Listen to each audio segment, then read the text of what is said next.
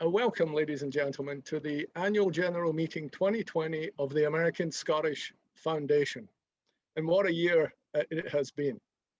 Who would have predicted, excepting Bill Gates, that we would have been in the middle of a pandemic this year and potentially lasting into next year? Never in my field of imagination would I have thought that we would have been able to respond in the way that we have done, given this pandemic. We were thrown every potential barrier towards us, but we've managed to rise above that and find new and innovative ways to reach out to you, to reach out to the broader community, but at the same time, maintaining our footprint here in New York. I think for me, number one was establishing the office. We seized on the opportunity of some real estate that came available, and we made it happen. And likewise, our finances are in great shape. Thanks to Bob and the work Camilla has done and her team, we're in great financial shape given the challenges that we now face. But on top of that, I see a bright future ahead in our electronic outreach. This has really been the catalyst for many, many organizations to change the way they conduct business, to develop new channels, to both communicate and also develop business with the broader community. So I'm very, very happy how the way things are going, very happy indeed. And then it's also up to you. So again, we're seeing fantastic participation with our membership, both here in the US and in Scotland itself.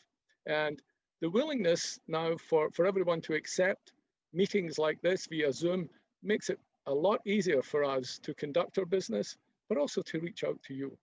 So please join me in thanking the board for their hard work, to thank Camilla, our president, for her hard work, and also Bob Thompson, our treasurer, for his undaunting tasks. There were 40 proxies and ballots cast. This year, we have no one voting from the floor. So that's a total of 40. And this is a majority. 50% plus 1 is 21. So we have a majority of votes. The votes are Ken Donnelly, 39, Camilla Hellman, 40, Betty DeForest Scott, 39, Robert Thompson, 39, Heather Quist, 39, Chelsea Chateauvert, 37, David Dissey, 37, John Kinnear, 37, Olivia McLaren, 39, Michael Reed, 37, and Lord Sempill, 38. So I would announce then that all are duly elected to the board as meeting the majority. I'm very honored to be able to present this year's President's Report. Our heritage, arts and cultural platforms is always evolving. Over the past 6 years, the ASF has researched and developed The Scots Who Built New York as a series of talks. Over 90 buildings have now been identified through this program. And the next step to this was to put together walking tour maps, because before we can do an app, we need to have it written and put together in a format that makes sense.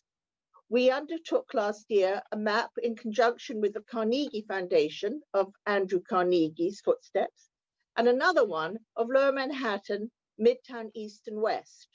We have another 2 to do, and we hope that to manage to do this later this year.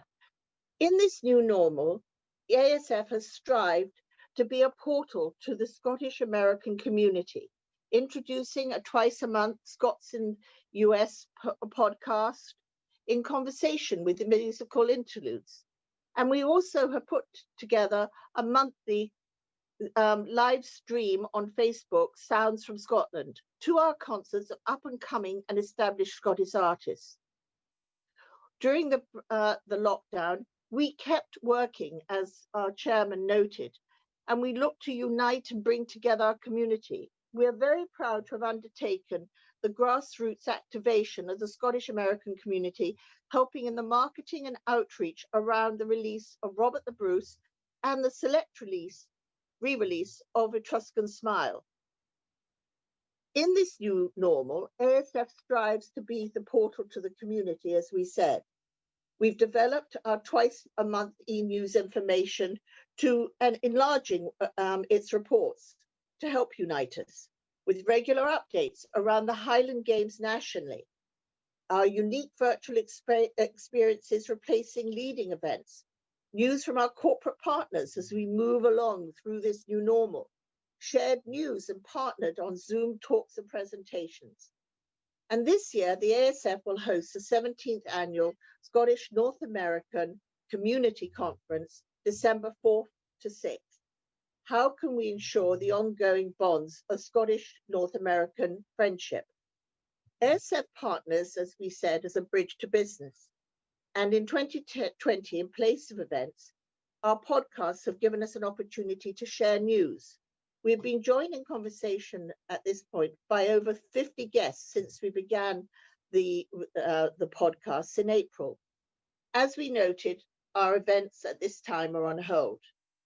We have certain key events that unite us every year, and we hope that we will be able to have a Burns Night celebration. Perhaps it will be partly in person and virtual at the same time, but we will celebrate Burns Night.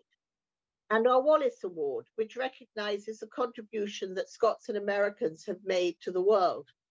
While unable to hold the event in 2020, we have penciled in with a very firm pencil to hold this on April 12th.